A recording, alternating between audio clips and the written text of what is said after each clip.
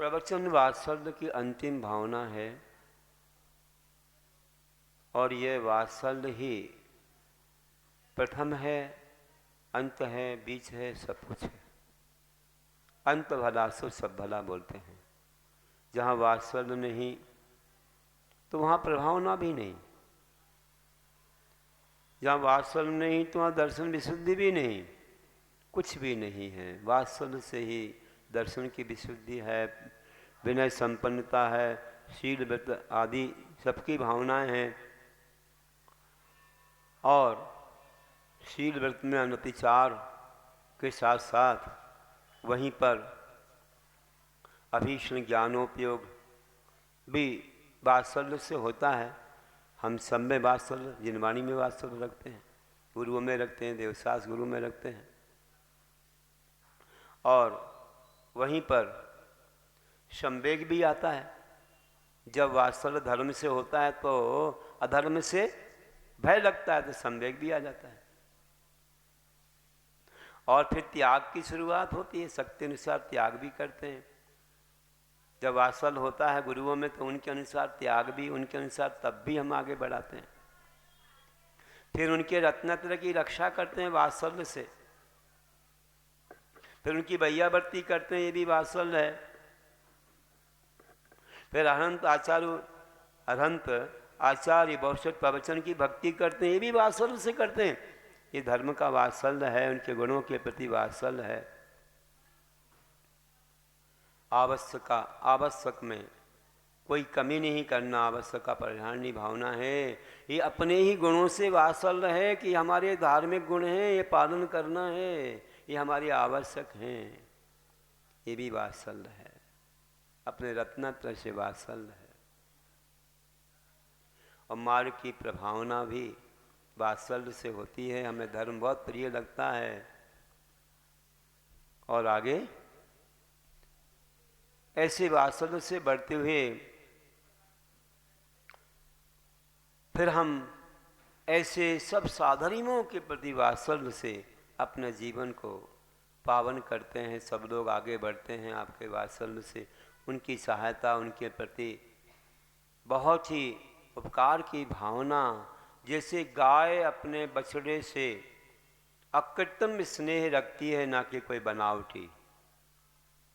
अपने प्राणों को भी निछावर करेगी, अगर कोई मारने आएगा तो बिल्कुल बीच में आ जाएगी, थोड़े से दूर भी चला जाएगा तो रमाएगी, बुलाएगी। देखो कितना वात्सल्य है। तो ये वात्सल्य है, कैसे छूती रहती है, कैसे वात्सल्य देती रहती है, कैसे उत्तम दुग्ध पिलाती है। इस प्रकार से वात्सल्य हम भी यथा योग्य वात्सल्य देते हैं। हम देवसास गुरु से वात्सल्य रखते हैं। प्रभु की पूजा अर्चा, जिनवाणी की पूजा अर्चा, गुरुओं की पूजा अर्चा गुणानुवाद करते हैं। और साथ ही आचार्य का वात्सल्य है, उपाध्याय का वात्सल्य, साधु का वात्सल्य है। और पिछीधारियों के वात्सल्य के साथ श्रावक भी आपस में वात्सल्य रखते हैं। श्रावक से, श्राविकाओं से, और दूर से तो महिला पुरुष भी आपस में एक दूसरे के गुणों को बढ़ाने के लिए, उनके गुणों को पाने के लिए वात्सल्य रखते हैं। ये प्रवचन वात्सल्य बहुत महान भावना है। देखिए कैसे वात्सल्य था, बहुत महान वात्सल्य। हमारे विष्णु कुमार मुनि ने 700 मुनियों की रक्षा के लिए वात्सल्य दिखाया। अपने मुनि पद को भी एक तरफ रख दिया और रक्षा करके, कैसे रक्षा करके पुनः प्राश्चित लेकर के अपना रूप अपना लिया मुनि का। 700 मुनियों की रक्षा की।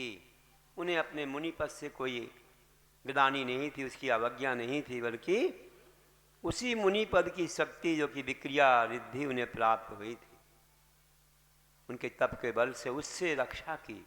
कितना बड़ा वात्सल्य था। और ऐसे ही हम राम और हनुमान का वात्सल्य नहीं भूल सकते। आपको मालूम होगा कि हनुमान बीच में मिले, कभी परिचय नहीं था, ऐसे समय मिले जब सीता का अपहरण हुआ। और सीता को प्राप्त कराने में कितना बड़ा सहयोग हनुमान का रहा। कहाँ हनुद्वीप में रहने वाले, विजयाल पर्वत की श्रेणियों में रहने वाले, जहाँ उन्होंने यहाँ से नाता जोड़ रखा था लंका से, हर जगह से। पहले तो विद्याधर लोग यहीं रहा करते थे, क्योंकि आयु उससे आदि सब समान थे, वैभव, तो यहाँ रहा करते थे। आज तो पंचम काल में हम उनसे तुलना नहीं कर सकते। तो ऐसे महान जो है वात्सल्य को धारण करने वाले अपने घर परिवार को भूल गए, अपने देश को भूल गए। किसके लिए, किसके लिए भूल गए बताओ? राम की रक्षा के लिए, सीता की रक्षा के लिए सब कुछ भूल गए। और उन्होंने वर्षों तक उनका सानिध्य पाया, उनका सत्संग पाया, खूब सारी बातें सीखने को मिली। और जब अंत में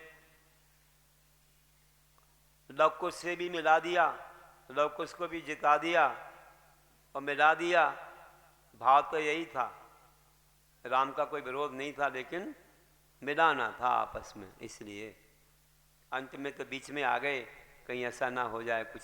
पहले तो लव कुश का साथ दिया तो राम को तो झटका लग गया, अरे मेरा साथ छोड़ दिया, किनका साथ दे रहे हैं? उन्हें नहीं मालूम था कि ये मेरे पुत्र हैं, राम को ही नहीं मालूम था। तो एक बार तो ये स्वार्थी है संसार, देखो एक समय मेरा साथ दिया, अब दूसरे की तरफ हो गए हनुमान। लेकिन ज्यों ही पास में आए, इधर लड़ते लड़ते तो बीच में कूद गए और कहा ये आपके ही तो पुत्र हैं। हमारे पुत्र हैं? हाँ, ये तो लवणांकुश आपका ही खून है। सीता ने जन्म दिया जंगल में, ऐसा है क्या? आश्चर्यचकित हो गए और ऐसे मिले, ऐसे मिले, ऐसे आंसू आए। नहीं तो मैं आपका साथ तो कभी छोड़ नहीं सकता था, मुझे युद्ध नहीं कराना था, लेकिन बस एकमात्र आपके पुत्रों को भी थोड़ा बल देना था, उत्साह देना था, इसलिए हम बीच में आए। लेकिन हम कोई अनर्थ के कारण नहीं बन सकते। सब कुछ कराने के बाद सीता परीक्षा हुई, सब कुछ हुई।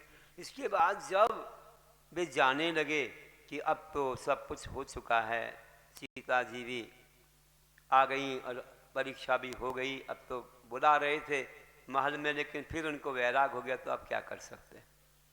अब तो कोई समस्या की बात नहीं है, अब तो बस जो करना था सब कुछ हो चुका है, अपने कर्तव्य सबने पालन कर लिए हैं।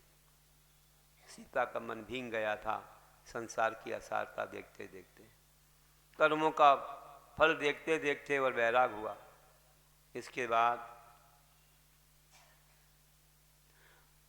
जो हनुमान जाने लगे कि अपने देश हम जा रहे हैं, आप मुझे कुछ संदेश दीजिए, कुछ संदेश दीजिए।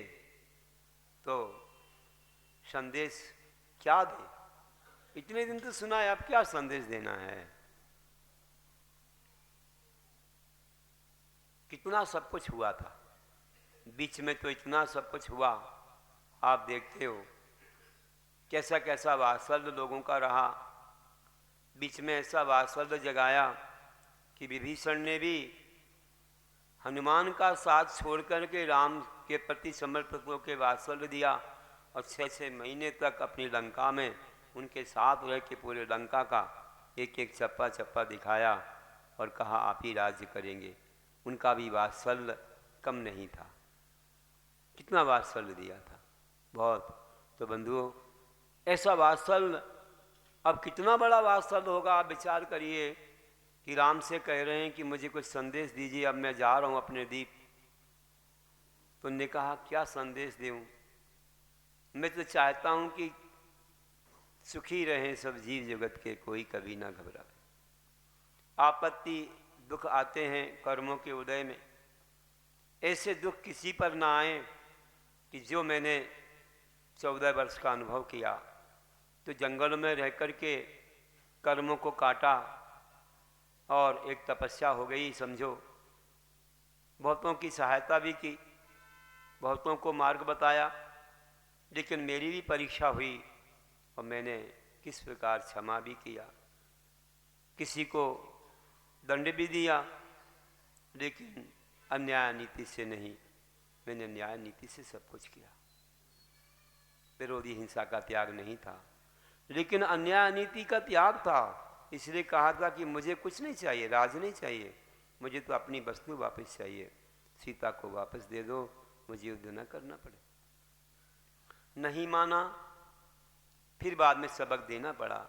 लेकिन विचार करो कितना वात्सल्य उनका बड़ा, और उन्होंने किस प्रकार से अंत में कहा कि हे हनुमान, कि जो दिक्कत परेशानी मेरे ऊपर आई है, जो तुमने मुझे ऐसा कार्य करके दिखाया है, वह कार्य मुझे तुम्हारे ऊपर ना करना पड़े।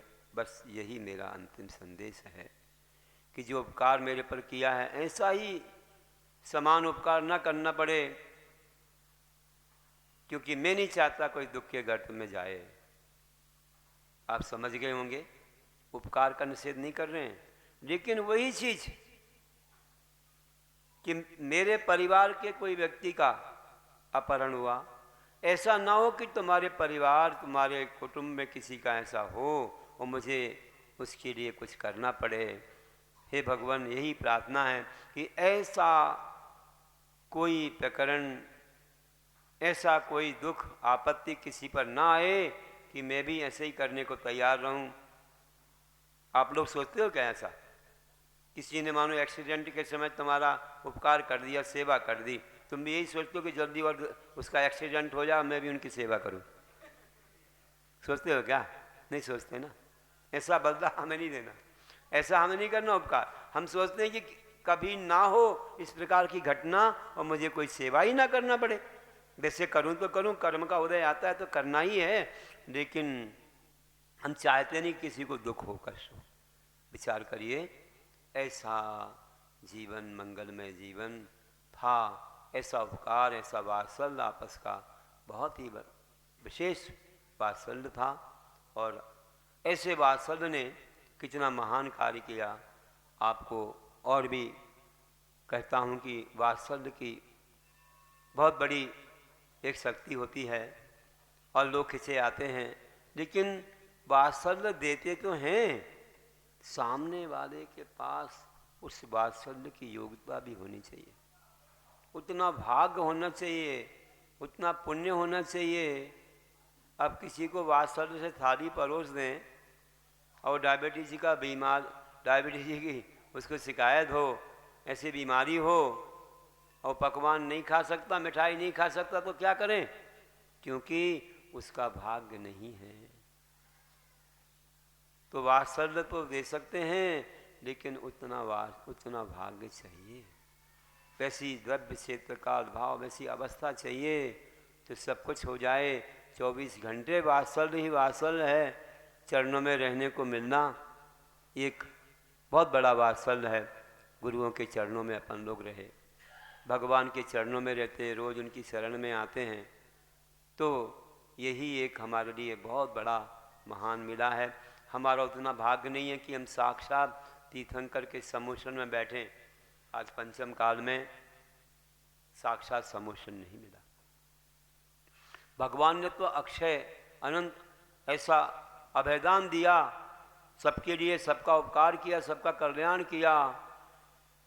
आज हम भी विदेश क्षेत्र में होते या साक्षात तीर्थंकर के सम्मुख होते, तो हमारे लिए भी वह रक्षा का जो भगवान ने दिया, हमारे लिए भी उसका लाभ मिलता। तो भी उनने जो जिनवानी दी, जो हमें सब कुछ दिया, उसी की वजह है कि आज हम इस धर्म से जुड़ पा रहे हैं। उनका वात्सल्य, उनका अभयदान हमारे कल्याण का कारण बन रहा है। अगर वे ना होते तो हम कहाँ होते? विचार करो, हमें कौन बताता मोक्ष मार्ग, कौन जगाता हमारे लिए, कौन पापों से छुड़ाता, कौन मिथ्यात्व से दूर करता, कौन हमारे लिए छोटी छोटी इन शिक्षाओं को दे करके आगे बढ़ाता। ये उनका महान वात्सल्य है कि उन्होंने हमें जो जिनवानी दी है उसी का प्रभाव है। तो बंधुओं, ऐसा वात्सल्य धन्य है। और किसी भी क्षेत्र में हो, आप देख लो कि कोई दोनों मित्र एक साथ खेलते हैं, एक साथ क्रीड़ा करते हैं, खाते हैं, पीते हैं और बढ़ कर के अपने अपने कर्म का फल भी पाते हैं। पूर्व जन्म का कर्म भी अपना काम करता है। और एक मित्र को बहुत अच्छा वात्सल्य रखता है, एक मित्र वात्सल्य तो रखता है लेकिन कुछ कुछ छुपाता भी है, कुछ कुछ छुपा भी लेता है। अगर कुछ वस्तु है हाथ में तो भी छुपा लेता है, छुपा लेता है तो फिर उसका कर्म उसको बंध जाता है। और हुआ ये कि एक मित्र तो जाके राजा बन गया, राजा बन गया, 3 खंड का अधिपति, खजाने भरे पड़े हैं। और एक साथी मित्र गरीब का गरीब रह गया, झोपड़ी का झोपड़ी में रह गया। बरसों बीते, जीवन ही बीत जाएगा। कितना सब करते हैं मेहनत, लेकिन हम नहीं एक कोई पक्का घर बनवा पाते, हम नहीं कोई महल में रह पाते और हमारे साथी कोई महलों में रह रहे। एक बार उसकी पत्नी ने याद दिलवाया कि आप बार बार कहानी सुनाते हो, बार बार कहानी सुनाते हो कि हमारे मित्र राजा बन गए और आप तो रंग के ही बने हो। अरे एक बार तो राजा के पास चले जाओ तो खजाने भर जाएं तुम्हारे। हाँ सोचा था बार बार, लेकिन भूल जाता हूँ। सोचता हूँ कि चलो जो है उसी में संतोष, लेकिन चलो तुमने कहा है तो एक बार जाकर आते हैं। चल देता है, कुछ नाश्ता रख दिया, कुछ रोटियां वगैरह बांध दी पोटली में, लेके चला और रास्ते में भूख लगी तो खा ली। चलता गया, रास्ते तो बिल्कुल धूल के थे और पूरा धूल से ही सन गया, पूरे शरीर पर धूल। और पहुंच ही गया, आखिर पहुंच तो गया, लेकिन कैसे आगे जाऊं। जब द्वारपाल वहां देखते ये कौन है, कहाँ जा रहा है, पागल है क्या? मैं राजा से मिलने जा रहा हूँ। पागल, राजा से मिलेगा? देख तो तेरी शक्ल क्या है, फिर राजा से मिलेगा। राजा कहाँ और तू कहाँ? ऐसा होता है क्या? नहीं नहीं, मैं तो राजा से मिलूंगा। कैसे मिलोगे राजा से? अरे मेरे मित्र थे राजा, तुम नहीं जानते हो क्या? मुझे नहीं मालूम, यहाँ से चला जा। ऐसा व्यक्ति वहाँ जाएगा, क्या बोलेगा राजा? तो बोलकर आओ, राजा से बता दो कि आया है कोई मिलने के लिए तुम्हारा बचपन का मित्र। चलो नाम वाम पूछ लिया और गए राजा के पास। राजा ने जीव सुना, अरे मेरा मित्र आया है बचपन का, अरे ध्यान आ गया मुझे, आने दो आने दो आने दो, मैं उससे मिलूंगा, आने दो आने दो। अब तो देखो भागते भागते आए सैनिक लोग, द्वारपाल, और एकदम आकर के पीठ थपथपाई, चलो चलो चलो तुमको राजा बुला रहे हैं, चलो चलो चलो। एकदम भागता हुआ जा रहा है। सारे द्वारपाल देख रहे हैं, क्या बात है भैया, ये कौन सा पागल जा रहा है, सारे लोग इसके साथ जा रहे हैं। पूरे द्वारपाल साथ हो गए, देख गए किसी ने नहीं रोका और राजा स्वयं ही बाहर आ गए। दरवाजे के बाहर आए, अपने मित्र को देखा, इतने वर्षों के बाद, बचपन में खेलते थे, खाते थे, पीते थे, आज मेरा मित्र आ गया। ऐसा वात्सल, ऐसा वात्सल, ये नहीं देखा कि धूल है उसके तन पर, ऐसे गले से लिपटा लिया, ऐसा वात्सल दिया, पूरी धूल राजा पर ही आ गई। खूब रोए, आंसू बहाए, खुशी के आंसू। आओ मित्र पधारो, भूल गए थे तुम हमको। हाँ क्या करूं, याद तो आती थी, लेकिन आपके पास तक आना बहुत कठिन था। आज तो भाग रहा कि मिल गए। आओ आओ मित्र, और उसे आसन के बाजू में बिठाया। वाह, सब देखकर रह गए, जैसे कोई राजा आ गए हो। मंत्री भी नहीं बैठ पाए। और कहा, मित्र अब स्नान करो, अच्छे नए नए कपड़े पहनो, मेरे साथ भोजन करो, इसके बाद बात करेंगे। हाँ बिल्कुल राजा, ठीक है। वैसे तो मैंने रोटियां खा ली थी रास्ते में। अरे नहीं नहीं, ऐसा नहीं होता है, यहाँ तो 56 प्रकार के पकवान है, वो खाओ, रोटी में क्या होता है। बस बहुत अच्छे से देखो, स्नान किया, अच्छे सुंदर कपड़े पहने, फिर राजा के साथ भोजन को बैठा। कैसे खाना है, कौन सी चीज़, यही नहीं मालूम है कि कैसे खाया जाता है। फिर भी खा रहा था। राजा कैसे खा रहे वैसे हम भी खाएं। ऐसे ऐसे पकवान थे भैया। कई पकवानों का खाने का ढंग अलग होता है, उसे नहीं मालूम है, तो खा रहा है राजा को देख। भोजन हो गया, बहुत अच्छा भोजन हो गया, तृप्त हो गया। अब पूछा राजा ने, बोलो मित्र क्या चाहिए तुमको, क्या चाहिए, आप क्या देना चाहते हैं? जवाब देंगे हम ले लेंगे। नहीं, ऐसा नहीं है, ऐसा नहीं है। अपने अपने भाग्य की परीक्षा होती है। तुम क्या चाहते हो, क्या ले जा पाओगे? मैं देने को तो सब कुछ दे दूं, तुमको भी राजा बना दूं, लेकिन तुम्हारे भाग्य में तो होना चाहिए। परीक्षा करता हूं तुम कितना ले जा पाते हो। ठीक है राजा, आप परीक्षा कर लीजिए। तो कहा देखो, आज तो तुमको हीरे का खजाना खोदा जाता है। बहुत लंबा चौड़ा था, अच्छा, नीचे रास्ते थे एक से एक, अच्छे वहाँ पर सामान रखे हुए थे। जैसे यहाँ तुम घोड़े हाथी देख रहे हो, हाँ, ऐसे ही हीरे के घोड़े भी थे, हीरे के अच्छे अच्छे खेलने के सामान थे, रथ वगैरह छोटे छोटे बनाए थे। अब हीरों से इतने बड़े कहाँ बनाएंगे, बहुत सारे थे। वो कह दिया तुमको 3 घंटे का समय दिया है, जल्दी से 3 घंटे में तुम निकल जाना। 3 घंटे से अगर 1 मिनट भी ज़्यादा हो गया है ना, तो माफ नहीं होगा। तुम्हारी परीक्षा है, जितना चाहिए ले लो 3 घंटे में। हे भगवान, 3 घंटे में तो कितना ले जाए व्यक्ति, गाड़ियाँ गाड़ियाँ भर ले। लेकिन वहाँ जाकर के वह क्या करता है, ये भी अच्छा है, ये भी अच्छा, वो भी अच्छा, वो भी अच्छा, इकट्ठा करता जाता, कुछ खेलने भी लग गया। और कब 3 घंटे हो गए, एक से एक हीरे के सामान थे।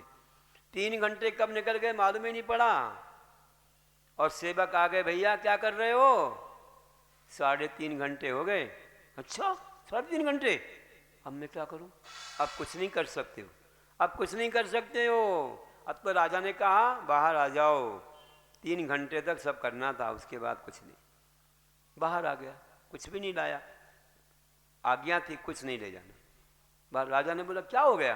बोले राजा, अच्छी अच्छी सामग्री छांट रहा था मैं, अच्छे हीरे के बहुत अच्छे सामान थे, कभी देखे नहीं मैंने, थोड़ा उनके साथ खेलने भी लग गया, हो गया काम। चलो अब आज का समय तो गया, अब कुछ नहीं ले जाना, चलो जाओ। ठीक है राजा, मैं जाता हूँ, मैं घर जाके आता हूँ। और कुछ आगे? बोला देखो, कल अभी और भी अवसर है, ऐसा नहीं है, तुमको तो हम 4 अवसर देंगे, 4 से ज़्यादा नहीं देंगे, इसमें तुम्हारे पुण्य पाप की परीक्षा है। बाहर आया, कह दिया कि बस अब जा तो रहे हो, कल आना है, कल तुम्हें सोने का खजाना खुल जाए, बहुत सारी चीज़ें जो ले जाना चाहो, 3 घंटे का समय रहे। बाहर आया, आकर के फिर अपने गांव की ओर गया। माँ, अपने सब लोग प्रतीक्षा कर रहे थे, पत्नी भी बार बार देख रही, माँ देख रही, सब लोग कि कब आ रहा है, समय हो जाएगा, शाम हो रही है, रात में भोजन नहीं करते, खिड़की से देख रही, दरवाजे से देख रही। धीरे धीरे पहुंच ही गया, सब देख रहे थे कुछ लाया होगा राजा के यहाँ से, देखा तो बस खाली। अरे रोटियां बांध के भेजी थी, कम से कम उसमें कुछ बंधा तो होता, तो उस कपड़े में कुछ भी नहीं है। आ गए, जल्दी भोजन तो कर लो, फिर पूछते हैं। भोजन वगैरह पूछा, सब सुनाने लग गया, अरे ऐसा हुआ, क्या हुआ, देखो राजा ने कितना हमको वात्सल्य दिया, सम्मान दिया, और मुझे तो हीरे का खजाना खोल दिया। तो देखने लगे, हाथों में कुछ होगा, गले में कुछ होगा, कहीं होगा, कहीं कुछ है ही नहीं। कहाँ है तू, क्या लाए? अरे सुनो तो पहले, ये देखा वो देखा, अरे तो सब देखा, क्या लाए हो? अरे सुनो तो पहले। हे भगवान, कुछ बताओ तो क्या लाए हो? सब बता के कहा 3 घंटे का समय था और 3.5 घंटे हो गए, उसके बाद कुछ नहीं ले जा सकते, 3 घंटे में जो कुछ चाहिए। तो क्या हुआ फिर? बस बाहर कर दिया मुझे, मैं कुछ नहीं ला पाया। हे भगवान, क्या तुम्हारा दुर्भाग्य है। थोड़ा एक तो ले आते, कुछ हाथों में पहन के, कहीं तो कुछ पहन के, कुछ नहीं, 3 घंटा ही था वहाँ तो, उसके बाद। अब क्या है आगे? आगे कल जो है सोने का खजाना खुलेगा। हाँ, तो आप बिल्कुल चूकना मत, बिल्कुल नहीं चूकेंगे।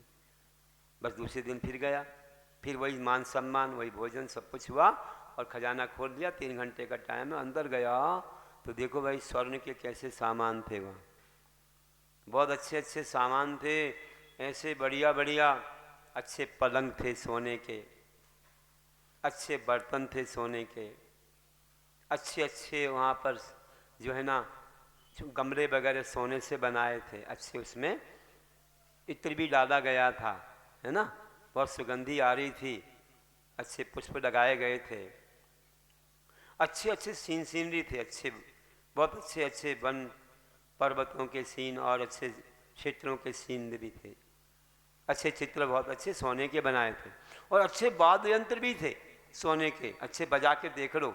जब उसको बजाने लग गया, सबको इकट्ठा करने लगा, ये चाहिए ये चाहिए ये चाहिए, और जब बजाने लग गया तो फिर बाद में 3 घंटे से ऊपर हो गए, सेवा का चलो बाहर, हो गया समय, हो गया।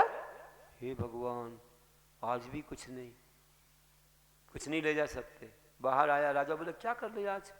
हाँ राजा, मैं तो थोड़ा सा बजा रहा था, कुछ देख रहा था, इतने में तो सेवक आ गए, समय हो गया। कितना समय क्यों लगाया, जल्दी आ जाता बाहर, कितना कितना सामान ले जा सकता था। आज मेरे भाग में नहीं था राजन, क्या करूं, ऐसा ही हो गया, चल अब और कोई भाग है तो कल चांदी का खजाना खुल जाएगा, बस यही टाइम है, जल्दी आना। गया, घर गया, सब प्रतीक्षा कर रहे थे, फिर सब दुखी हुए, फिर रात भर नींद नहीं आई, फिर आया, दूसरे दिन आया, फिर सब भोजन पान करके फिर चांदी का खजाना खुला। अब चांदी का खजाना तो ऐसा था भैया, क्या बताएं, ऐसे रास्ते ऐसे रास्ते ऐसे रास्ते एक दूसरे से मिलते, बहुत बड़ा खजाना था, कई बार भूल ही जाए अंदर, वो जल्दी जल्दी रखता चला गया, ये चाहिए ये चाहिए ये चाहिए ये चाहिए ये चाहिए, और रखते रखते रखते रखते 2 घंटे में तो उसने पूरा सामान रख लिया और वापस आने को तैयार हुआ, लेकिन आ रहा था उतने में रास्ता भूल गया, बहुत अंदर चला गया था। यहाँ से आए तो वहीं पहुँच जाए, वहीं पहुँच जाए, वहीं पहुँच जाए, बाहर आने का रास्ता ही भूल गया, वो इतने अंदर चला गया था, जबकि वहीं बहुत सारा सामान था, शुरू में ही चांदी का बहुत सामान था, गाड़ी भर के ले जाता। लेकिन 3 घंटे के ऊपर हो गया, सेवक आ गए, क्या कर रहे हो? बोले रास्ता ही नहीं मिला, मैं क्या करूं? तो इतने अंदर क्यों गए तुम? आशा थी कि अंदर और देख लूं सामान, 2 घंटे में सब कर लिया, रख लिया, लेकिन मैं तो रास्ता ही भूल गया। चलो आप बाहर, कुछ चांस नहीं। फिर बाहर आ गया, राजा देखते ही हे भगवान, हे भगवान, ये क्या हो गया, इसका दुर्भाग्य कैसा है, देखो, चल क्या है तेरे पास, कुछ पुण्य नहीं है, कुछ धर्म नहीं किया, लगता है कुछ तूने छुपाया था, इसलिए तो आज तुझे, जब बचपन में भाभी देती थी कुछ, तू छुपा देता था, मुझे खिलाता नहीं था, है ना, इसलिए कुछ कर्म तेरा फल दे रहा है। चल कोई बात नहीं, आज चला जा, कल एक और है चांस, तांबे का खजाना खुलेगा, ले जाना, कितना ले जाना है कर लेना कोई दुकान में। ठीक है चलो कोई बात नहीं। घर गया रोता रोता, फिर आया, फिर वही सब, दूसरे दिन भोजन और सब कुछ, खजाना खुला। अब खजाना क्या है, वो तो भंडार है, बर्तन हैं बहुत सारे, ले जाओ जो चाहिए। उसने क्या किया उस दिन, तो बहुत सारे बोरे वोरे लेके आया वो भरने के लिए, कि भर लूँगा मैं और जल्दी निकल जाऊँगा। 1 घंटे में सारे बोरे भर गए, इतने जल्दी जल्दी भरे उसने, इतने जल्दी जल्दी भरे कि वो तो थक गया, हाँपने लग गया, हाँपने लग गया। अगर तैयार थे 1 घंटे में बाहर आ जाता ठीक था, लेकिन सोचा अभी 2 घंटे बाकी हैं। वहीं पर एक पलंग पड़ा था, सोचा थोड़ा तो 1 आध घंटे रेस्ट कर लूँ, थोड़ा सा आराम कर लूँ, फिर निकल जाऊंगा आराम से। ज्यों लेटा, 3 दिन से तो सोया नहीं, रात भर नींद नहीं आई कि कल जाऊंगा और मिलेगा और मिलेगा, ढंग से खाया नहीं। अब यहीं तो खाया, माल टाल तो मिला, लेकिन सोया नहीं ढंग से। लेकिन बस ऐसी नींद लगी, ऐसी नींद लगी, गुर्राटे से सोने लग गया। 4 घंटे हो गए, आ गए सेवक, उठा रहे उसको, 2 मिल करके, जाग जाग जाग, क्या कर रहा है, घुर्राटे ले रहा है, क्या हो गया? 4 घंटे हो गए, 4 घंटे, अरे 4 घंटे, हे भगवान अब क्या है? ना हीरा, ना सोना, ना चांदी और ना तांबा, अब तो कुछ नहीं, क्या मुख दिखाऊं? जल्दी से बाहर आया, बिना मुख दिखाए भाग गया। बोले अब क्या मिलेगा मुझे, अब तो इसके अलावा कुछ नहीं है। भाग गया, भाग्यहीन को ना मिले इस वस्तु का योग, दाख पके तब काग के, होए कंठ में रोग। सोचता है कि दाख पकेगी खाऊंगा, लेकिन जब पकी तभी रोग हो गए। तो ऐसा दुर्भाग्य कर्म का ऐसा उदय आता है कि व्यक्ति जब छुपाता है, जब मायाचार करता है, जब ऐसे कसाएँ करता है, तो ऐसे समय पर उसका कर्म ऐसा फल देता है कि वो वंचित हो जाता है। इसलिए अपने जीवन को बहुत अच्छा बनाओ, बहुत अच्छे व्यवस्थित बनाओ, धर्म का ध्यान रखो, अपने कर्तव्यों का ध्यान रखो। अन्यथा ये कर्म किसी को छोड़ता नहीं है, वक्त आने पर ऐसा धोखा देता है, ऐसा धोखा देता है कि माथे पर हाथ पटकते हुए रह जाते हैं और कोई साथ नहीं देता है। अपने भी पराये हो जाते हैं। अपने अपने सुख को रोवे पिता पुत्र द्वारा, कोई किसी का नहीं होता है। तो बंधुओं, अपने धर्म को नहीं छोड़ना है, तब सब साथ देंगे। अगर तुम अन्याय से कितना भी कमा लोगे, देश विदेश जाके भी तो कोई साथ नहीं देगा, क्योंकि अगर तुम धर्म छोड़ लोगे, तुम्हारे घर के लोग भी तुम्हारा मुख नहीं देखना चाहेंगे। तुमने कमाई के पीछे अपने आचरण को गमा दिया, तुम सब भूल गए भक्षा भक्ष अपने देश की परंपरा, तो तुमको कोई घर में रखने को भी तैयार नहीं होगा। और धर्म रहेगा तो जहां भी जाओगे तुम्हारी रक्षा करेगा। विश्व के कोने कोने में जाओ, ये व्रत, ये नियम, ये संकल्प, ये भगवान की भक्ति, धर्मो रक्षति रक्षता, ये तुम्हारी रक्षा करेंगे। और धर्म को भूल गए तो कोई तुमको देखना भी पसंद नहीं करेगा। कब किसका कर्म उदय आ जाए कोई भरोसा नहीं है। कर्म पर अटूट विश्वास रखो, अच्छे का अच्छा फल, बुरे का फल आज नहीं तो कल। स्वयं कृतम कर्मेदात पुनः परा, फलम तदीयम लभते शुभाशुभम, परेण दत्तम यदि लभते स्फुटम, स्वयं कृतम कर निरर्थकम तदा। जो पहले कर्म किया उसका अच्छा बड़ा फल पाते हैं। कोई किसी को कुछ देने लग जाए, पुण्य पाप तो नहीं दे सकता, नहीं दे सकता, वो तो अपना फल अपना भोगना पड़ेगा। इसलिए विश्व में कोई किसी का नहीं। आज तुम सुख में फूल गए कि अच्छा तुम्हारे लिए वैभव मिला है तो फूल गए, गुमान करने लग गए। लेकिन जब पाप का घड़ा भर जाएगा तब क्या होगा? फिर कौन आएगा तुम्हारे साथ? तुम्हारे लोग ही तुमसे दूर हो जाएंगे, मक्खी भगाने वाला भी कोई नहीं मिलेगा। इसलिए धर्म को ध्यान रखो। भले आज देखो, दुख में सुमरन सब करे, सुख में करे न कोई, और जो सुख में सुमरन करे सो दुख काहे कोई। इसे कभी भूलो मत इस धर्म के लिए, और फूलो मत अभिमान में। और अपने धर्म को हमेशा याद रखो, अपनी विनय, अपनी भक्ति, अपना दान, अपनी सेवा, अपना व्रत नियम संयम को ध्यान रखो। ये हमारे कर्तव्य हैं। कभी किसी को कष्ट ना हो जाए, हमारे मन वचन काय से भी हम ध्यान रखें, पूरी अपनी विनय भक्ति को बनाए रखें। यही सही वात्सल्य है।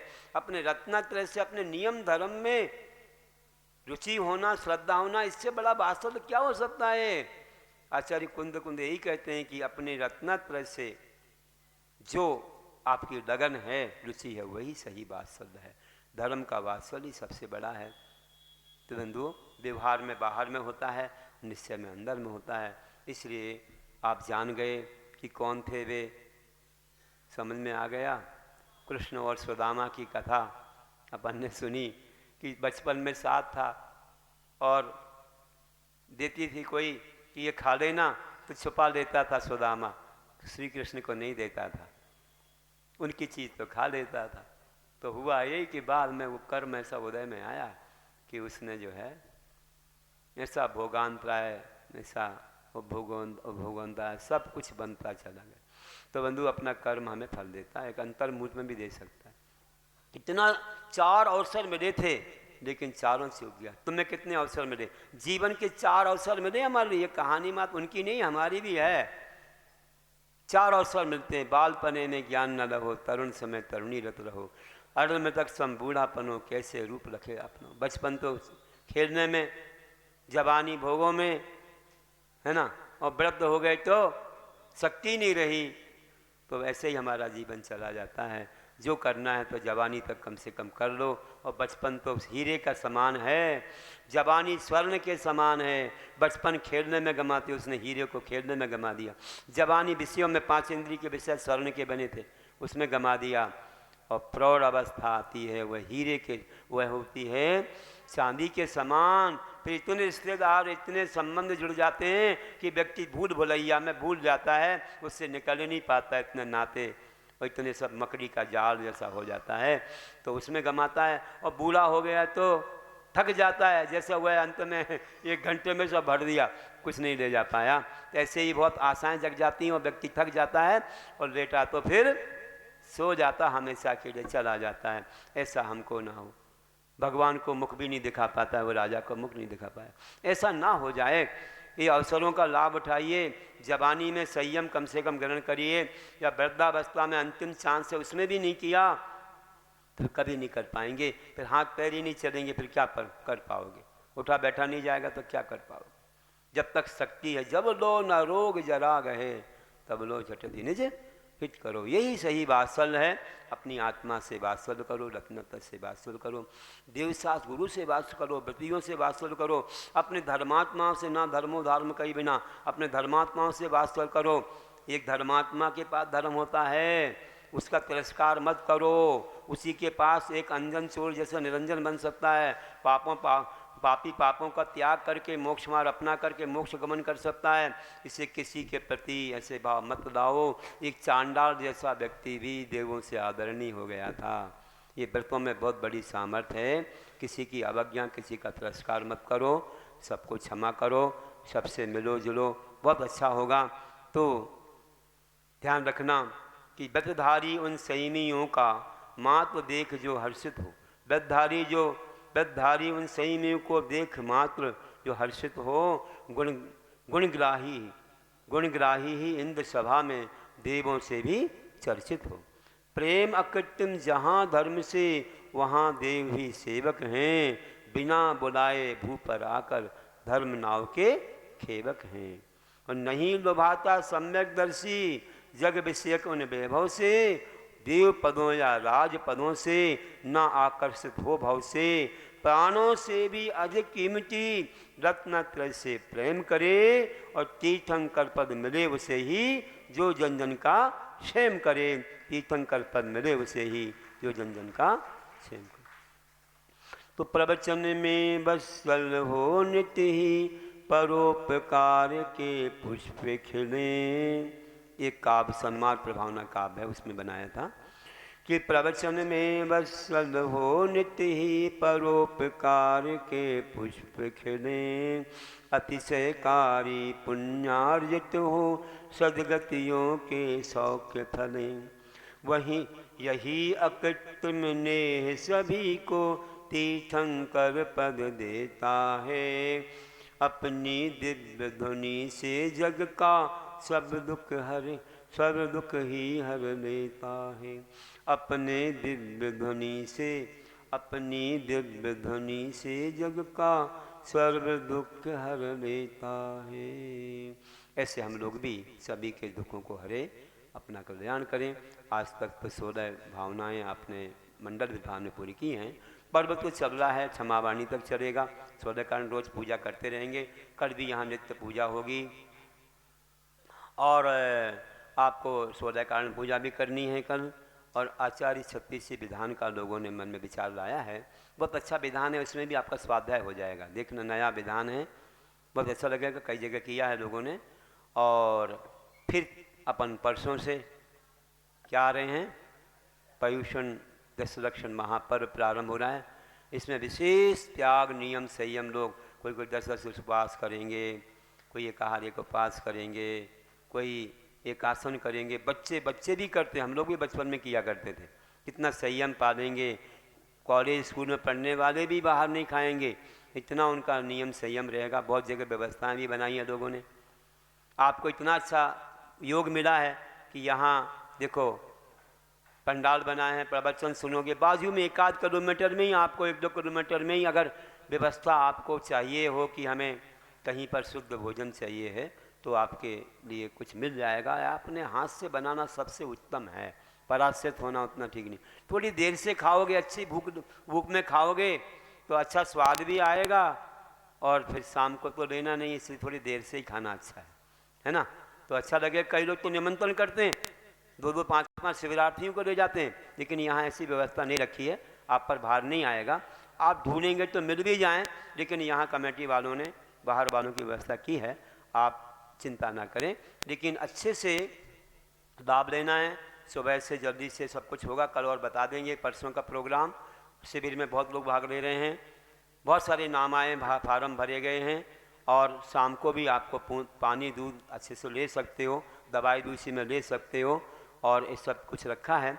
सुबह ध्यान का भी अब चांस मिल जाएगा, संत भवन में पहुंच गए हम लोग, तो वहाँ बड़ी जगह है। सुबह के अंधेरे में दूर नहीं जा सकते हैं, थोड़ा सा जैसे 5:30 बजे ध्यान कराना है, तो भी वहाँ भी आपको अवसर मिल जाएगा। तो शिवरार्थियों के लिए जगह पर्याप्त है अब। और ऐसे ही पूजाएं अर्चाएँ, प्रवचन भी हैं, स्पेशल प्रवचन भी विशेष 10 धर्मों पर। और दोपहर में अपना स्वाध्याय चिंतन मनन करें। 2 बजे अच्छा जिनागम का स्वाध्याय, आपका ज्ञान बढ़ेगा। एक पेपर भी होगा, उसमें आप भाग ले सकते हैं, नहीं लेना है, नहीं पेपर देना है तो कोई बात नहीं, लेकिन आपको ज्ञान मिल जाएगा। नहीं तो फिर आपको पुरस्कार भी मिलेगा, प्रमाण पत्र मिलना है शिविर वालों को, स्वर्णकरण वालों को।